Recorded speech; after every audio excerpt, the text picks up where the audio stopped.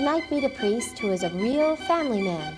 And students who are rebuilding Philadelphia. Young people talk about their life in the church. And Father Walt Nolan asks, do you know? Hello, I'm Sean Hughes Camp. And I am Monsignor Charles Minor. Welcome to this edition of Reel to Reel.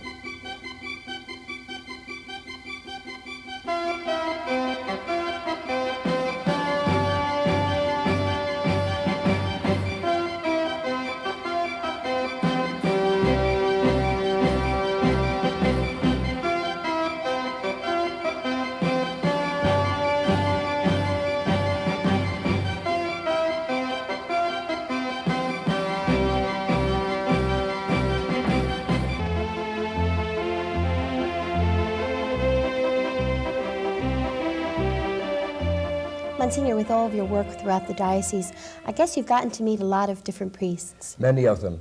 And the uniqueness of the priesthood doesn't change their personalities. Each one is so different, like the one I'd like you to meet tonight. His name is Father Paul Thompson.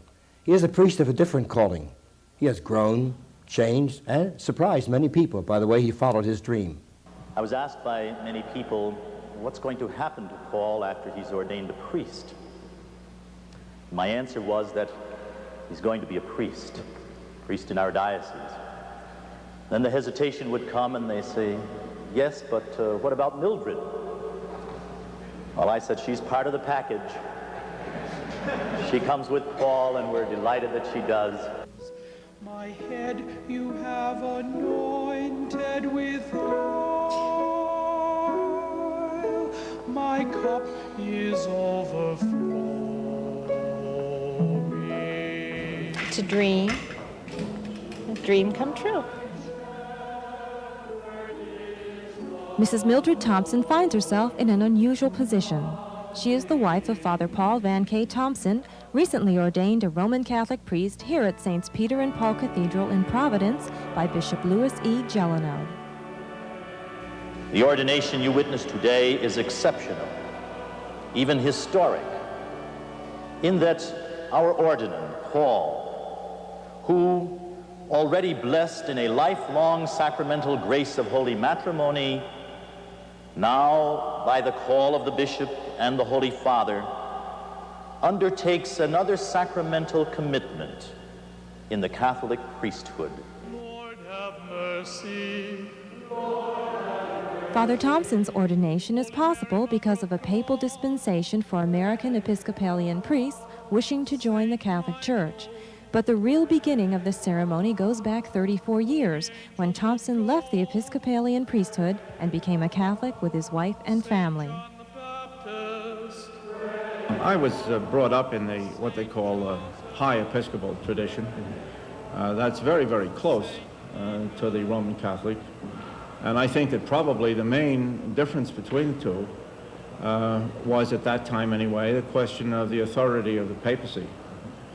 And I can honestly say that after many, many years of study, and after having been in the Second World War and known a lot of Catholic priests and friends of mine and so forth, and thought about it a lot, I came to the conclusion that the honest thing for me to do, in my own case, was really to become a Roman Catholic, because I was convinced of the Roman Catholic point of view with respect to the papacy. It was a strange way we came, because I had just given birth to my third child. And I had been talking under anesthetic that I was taking a trip to Rome. And when I came out, the doctor said, "Did you enjoy your trip to Rome?" Oh, I said, "I haven't gone yet, but I'm going." And at that time, my husband came in to visit me, to see the new baby. And he said, "I have something to tell you." So we both made our decisions independently. One does not take this honor on his own initiative, but only... Though the Thompsons' youngest son, Peter, was not yet born when they joined the Catholic Church, still he recalls the story of some advice a priest gave Father Thompson. And Father Jarasco said, "No, I don't want you to read anything. I just want you to go and say the rosary." And my father couldn't believe that anything could be that simple. But he took him up on his advice and said the rosary for about a month every day, and decided to become a Roman Catholic. The news that he was going to convert to Roman Catholicism was not accepted well by many of his peers and certainly not by his friends in the Anglican Church. That was a very unusual thing to do 34 years ago. Today, probably it would be a lot easier to have that kind of thing happen. But 34 years ago, it was a very difficult thing. The press was not very kind to him at the time. The local newspapers treated it sensationally. Father Thompson's recent ordination was also a newsworthy item, but this time the coverage was decidedly more positive.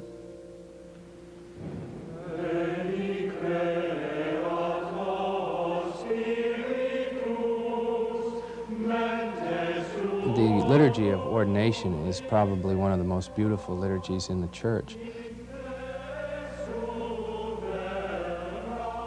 I think as I saw each priest put his hands on his head, and I heard each individual wish for him, and they were all so personal, that absolutely threw me. It really did. And then when he knelt before the bishop, I guess, had his hands tied or wrapped, I found that. There were not many times that I was not moved.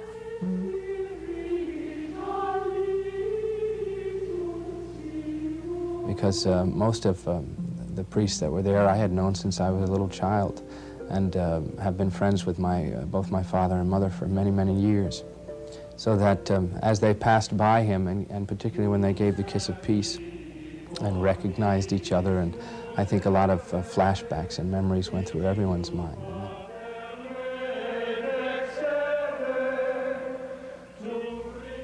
He has a wealth of experience with having brought up 7 children, and he has 10 grandchildren now, of dealing with the problems that happen in a family, but yet today has the ability to be able to remove himself objectively, as I think a priest needs to help people with problems they may be having in their families today.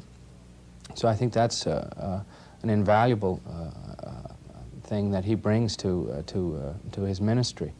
Also, he's had a great deal of experience working at Providence College. For 30-odd years, he has been teaching young people there religious studies and literature. I came home and I was looking at this mess, this lovely little boy who was sang in the choir. You know, a mess. And I said, how many of those kids were there in that fight? Mom, there were millions of them. You tend to what's called hyperbole. Of course, the bulk of my time is continuing to be spent at Providence College, where I'm teaching the religious studies section of the Western Civilization course. He's a brilliant man. I won't say that in front of him, but he is a brilliant man. He's come the hard way. You know, some people take the easy road. He has not taken the easy road. He's been on both sides of the desk and on both sides of the confessional. And that gives him an insight that not many people have. Shown the strength of his arm, he has scattered the proud in their conceit. That Father Thompson can be both married and a priest is indeed unusual, but his ordination is not intended to question the benefits of a married clergy. But I don't think my father becoming a Catholic priest is in any way a recommendation that this be the kind of thing that happened with regularity in the church. I think this is really just a very special case. And so, in their later years, Paul and Mildred Thompson begin a new life as priest and wife. Sometimes I feel like I'm in a time warp, especially when I wait for him outside of church, you know, when he's unvesting and so forth. And I sit there and I think, I've done this before.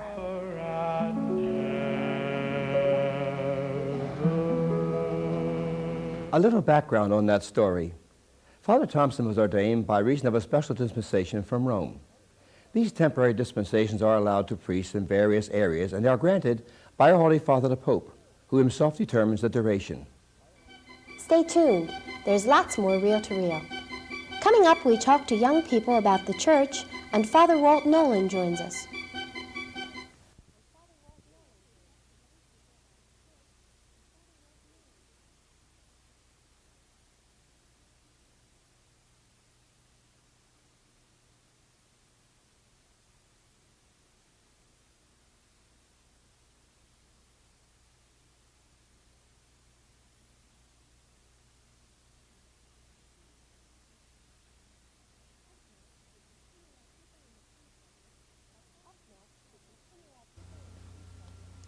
Up next, we continue our People in the Pew segment by traveling to Chicago, where we ask students the question, what does the Catholic Church offer to a young adult today? Then we'll speak with Father Walt Nolan, who will answer some of your questions about Christian burial.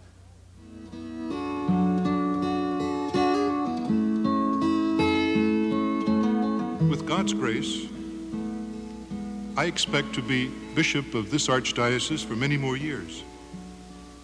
During that time, you young men and women will become the leaders of our church. I want each of you to know how much I will need you in the years ahead. I want you to know how much God will need you to help make His dream for us a reality. In a special Mass for young adults attending the Theology on Tap program in Chicago, Cardinal Joseph Bernardine emphasized the important role of youth in the future of the Catholic Church.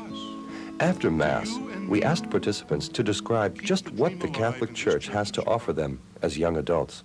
I feel that the Church has offered me a faith that I have never known before, a happiness that is a part of my life in the true sense of what happiness is. It's not materialistic, but it's very spiritual. It's something that I think many people strive for all of their life. It's something that's within you that can't be filled without the love of God. As an adult, it offers, it should offer the leadership and direction for a Christian life. A family-type atmosphere to worship in, and it seems to bring me closer together with God, make my relationship with God fuller. Well, I think the church can give you a sense of purpose and a sense of identity and security in this world that we live in. A lot of times it's hard to realize what's really important to you if you don't have a basis for living, any morals or any values. It's hard to just go on living your life not really knowing where you're going, and I think the church gives you a sense of value and sense of community. I feel that this is like a part that settles my life down when things get too hectic and I have a busy life or a busy schedule. I rely on the church and my religion to settle things and put things in perspective. The church has given me an identity. It helps me to be who I am. It supports me in the good times and in the bad times. The church offers us the way of life. It's our philosophy, and it's more than a philosophy. There's a living God, Jesus Christ, whom we follow. Other philosophies, whether it's Zen Buddhism or it's the Hare Krishnas, offer some type of way to live, some moral values, but we found that they lack in the heart. And Christianity offers something for the heart and the mind, something for people to grasp from within when they're really lacking, and that's what the church offers us. It's a goal, it's a way to live. Hi, I'm Father Walt Nolan. Tonight we have a question from Mrs. Eileen Brennan. And Mrs. Brennan asks about the possibility of a Catholic being buried at sea. I was very surprised to find others also interested in the same topic. One person told me that she, for a long time, thought we should be buried at sea to preserve our land. Another person, quite seriously, asked about the possibility of someday people being buried in outer space. Mrs. Brennan, I'd like to put the answer in the context of the Paschal mystery of our Lord Jesus, really in the sense of His life, His death, and His resurrection. When we look at Scripture, both the Old and the New Testament, we see that burial or death was really concerned with the dignity of the person. And the more they believed in resurrection, the more they realized that the body was the temple, in a sense, of our God. History tells us that Jesus Himself was concerned about His friend Lazarus, that they would bring oil to the burial places, and that His own death was the placement of His body in a tomb prepared for burial. The early Christians, when they were burying those loved ones of theirs, they were concerned that that burial process kept in the context of the love of God. The norm for Christian Catholic burial is really to be buried in a cemetery in the ground with the prayers and the full realization of the love of God through their Mass of Resurrection. However, for a serious reason, people can ask to have their bodies cremated, and certainly for a serious reason, their bodies could be buried at sea. In fact, during wartime, we find that that happens quite often. One of the things I would urge you to think about, however, is that some governments, including our own, have some serious regulations about being buried at sea. No matter what would happen in our burial process, I urge all of us, though, to see the great dignity and the process of God's love calling ourselves from death to the life of resurrection. If you are concerned about cremation or even burial at sea, check with your pastor, and I'm sure he will guide you into the right thing to do. Thanks again, Mrs. Brennan. And if you have a question you would like to write in, please do so to Father Walt Nolan, care of Do You Know, 222 North 17th Street, room 907, Philadelphia, Pennsylvania, 19103. I think the most important thing that we do at St. Elizabeth's is we build a relationship with the people.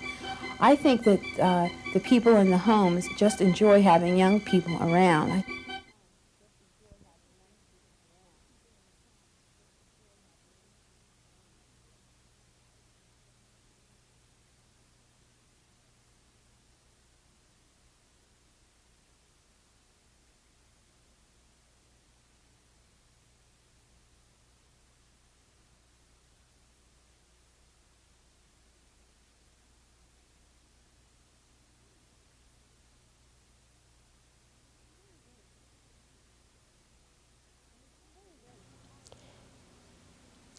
Spring break for college students is coming soon, and we thought that it would be a good time to take a look at how some students from St. Joseph University in Philadelphia spend their free time.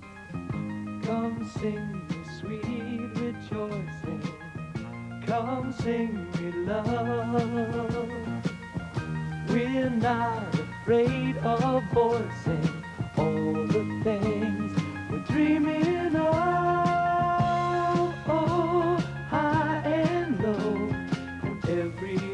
It all begins here at St. Joseph's University on City Line Avenue in Philadelphia.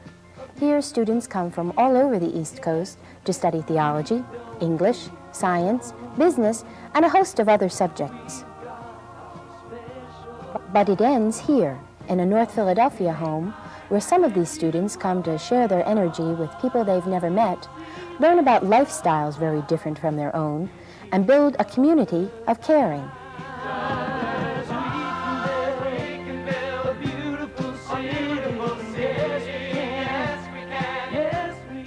It's called the North Philadelphia Project, and it's part of the Community Action Program at the university. The project brings St. Joe's students to North Philadelphia every Saturday during the spring and fall semesters. There, the students paint, scrape, tile, and do general cosmetic repairs on the homes of residents unable to do it themselves. The project began 2 years ago, after several students spent their spring break in Baltimore, Maryland, rebuilding inner-city homes there. After that experience, they realized that the same thing could be done here at home. Roseanne Tanzola, coordinator of the Community Action Program and a member of the Theology Department at the university, explains why the North Philadelphia area was chosen. Probably North Philadelphia would never be visited by any of these students if someone hadn't taken them to see. We are a school that deals mainly with suburban students, and I feel that along with Larry's experience of that area, that he saw the need, and obviously the students, when they go through that neighborhood, they can see that is a place where, if anywhere, we should be. The job of finding houses for the students to work on belongs to Sister Mary Sharon of St. Elizabeth's Parish in North Philadelphia. These houses have undergone structural rehabilitation funded by the city. These funds, however, do not provide for any cosmetic repairs, which can make the houses more like homes. That's where the students come in. But you are meeting the needs of poor people. The Catholic Church in the diocese is, the people working in this particular parish, and you as college students at St. Joe's University. So I think it's something for you to be proud of, that this is the Catholic Church for us, for all of us, and we are the church. Each week, before the students begin working on a house, they visit St. Elizabeth's, where Sister Sharon gives them an orientation intended to familiarize them with the area, the people, and the importance of the work they will be doing. The plus of St. Joe's University coming is that one of the things we could never do and we can't do in the housing program is any kind of what the city calls cosmetic work. And so we can never paint for somebody. We could never do what they would love to see done. If you go into an old lady's house and you put a soil pipe in the basement, well, she needs it, but she doesn't see that every day. So when you kids come in and you paint, I mean, you've done to her more than we've ever done, because she sees the paint every day and it's clean and it's new. You don't just walk into a situation and pretend that you know exactly how to go about it. People who are poor have to be treated with great sensitivity. I think the students have to understand the neighborhood. Otherwise, all of us, including myself, would walk into a situation like that highly prejudiced, and we may have a tendency to do more harm than we would good. And North Philly, I suppose.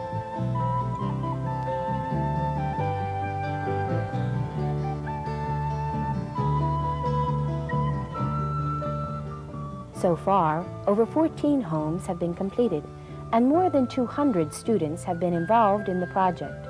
More important than the numbers are the people, both those who are helped and those who are doing the helping. I would say that I think it's important for people to know that there are some of us who really care enough to do something for them and use our own power that we have to come in and to help them and to assist them. But I think the most important thing that we do at St. Elizabeth's is we build a relationship with the people. I think that the people in the homes just enjoy having young people around. I think Mary Hall is a North Philadelphia resident whose life has been touched by some of these energetic young people. I think it's a wonderful program to help the less unfortunate people. And they all are wonderful young people. Everybody is so nice and kind and understanding. It's not only the residents who benefit from the project, but the students as well. I really like it. It's a really different experience. It's a better idea. Appreciate what I have, but then realize that you have a responsibility to help other people too. I like the experience of helping people in this kind of setting. I think they really need the help, and it's a way to practice our Christian values, a way to put them into practice. I think we're trying to develop a good relationship. A lot of these people are forgotten by the rest of the world during this grief crisis, and I'm glad we're coming down here, getting a chance to meet them, learn from them, and also help them fix up their places. Because it gives you a sense that there's no difference between them and myself. You know, we're all the same. And I'm a little more fortunate than they are in some respects. And if you were to go to a mass, or if you were to talk to these people or really get to know them, they're a little more fortunate than I am. I feel satisfaction from it personally, because one thing is I know I'm doing something good, doing something worthwhile, and I'm helping them out. And because of that, I help myself out. I grow, you know.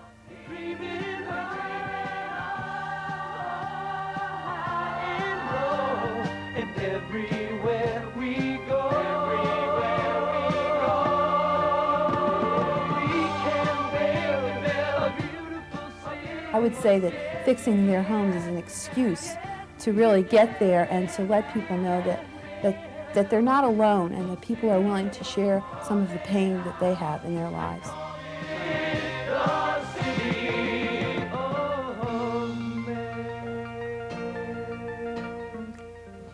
Well, it seems as if the students from St. Joseph's University have given new meaning to the words spring cleaning.